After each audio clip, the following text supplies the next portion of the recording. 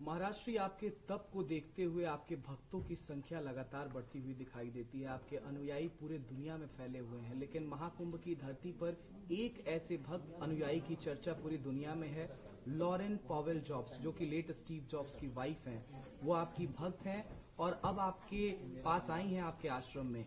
बताइएगा इसके बारे में। देखो, वो हमारी है और सहज सरल होने के कारण वो बहुत धार्मिक और आध्यात्मिक है और आज वो हमारी परंपरा को सीखना चाहती हैं, जानना चाहती हैं, मानना चाहती हैं और कहीं न कहीं हमारी परंपरा से जुड़ना चाहती हैं और मेरे प्रति उसका आदर है, मेरे प्रति उसके मन में सम्मान है, मेरे प्रति उसके मन में गुरुत्व और पिता का भाव है, गुरुत्व और पिता का भाव है।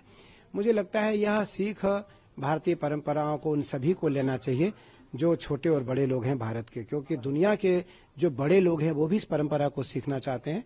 तो मुझे लगता है मैं तो बहुत आह्लादित हूं और प्रसन्नचित हूं कि उसके माध्यम से हमारी परंपरा आगे बढ़ पाएगी। हमारी पंचायती निरंजनी अखाड़े की जो परंपरा है वो आगे बढ़ पाएगी। महाराष्ट्री एएनआई समेत पूरी दुनिया ने देखा कि वो काशी विश्वनाथ मंदिर गई, लेकिन उन्होंने दर्शन किया, लेकिन वो भगवान के को स्पर्श नहीं कर पाई। इसको लेकर के भी एक विवाद खड़ा हो। कोई विवाद नहीं है, मैं इसको बिल्कुल साफ करना चाहता हूं। मैं आचार्य हूं, आचार्य का काम है परंपराओं का पालन करना, आचार्य का काम है अपने मौलिक सिद्धांतों को पालन करना, आचार्य का काम है अपने आचरण को बनाए रखना।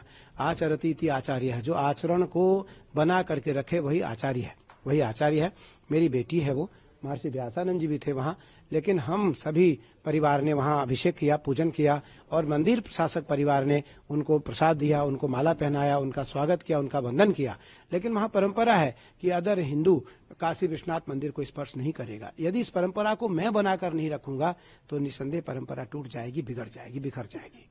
महाराष्ट्री, आप इतने विलंब के साथ और इतनी व्यस्तता में हमें ये इंटरव्यू दे रहे हैं। मेरा अंतिम सवाल यही रहेगा कि आपने एक गोत्र और एक नाम लॉरेन पॉवेल जॉब्स को दिया है, उसके बारे में बताइए। देखो, आपको समय देना मेरी मजबूरी भी है और मेरी इच्छा भी है, दोनों बात है, क्योंकि हमारी बात पूरी दुनिया में केवल आपके माध्यम से पहुंच सकता है और यह बात जरूर पहुंचनी चाहिए। कुंभ केवल संदेश है, कुंभ का अर्थ है पूरी दुनिया को सनातन परंपरा की एकता का संदेश देना और वो आपके बिना नहीं जा सकता। इसलिए और आपके बगैर भी पूरा नहीं होता है हमारा। हाँ, तो आपके बिना और आपसे संवाद के बिना निसंदेह कुंभ अधूरा रहेगा और वो मैंने उसका नाम और गोत्र दिया, तो वो मेरी बेटी है, मेरे आश्रम की बच्ची है वो, और निसंदेह वो आश्रम से जुड़ के रहेगी परंपरा तक। उनके नाम और गोत्र के बारे में? और उसको मैंने अच्युत गोत्र दिया, हमारा सन्यासियों का अच्युत गोत्र होता, और हमने उसका नाम कमला रखा,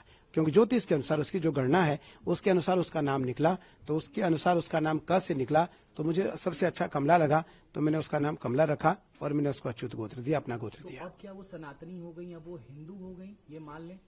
पंचगव्य प्राशन कराया मैंने उसे, पंचगव्य प्राशन कराया, हमने उसके सारे संस्कार किए और उसके बाद हमने उसको नाम और गोत्र दिया है।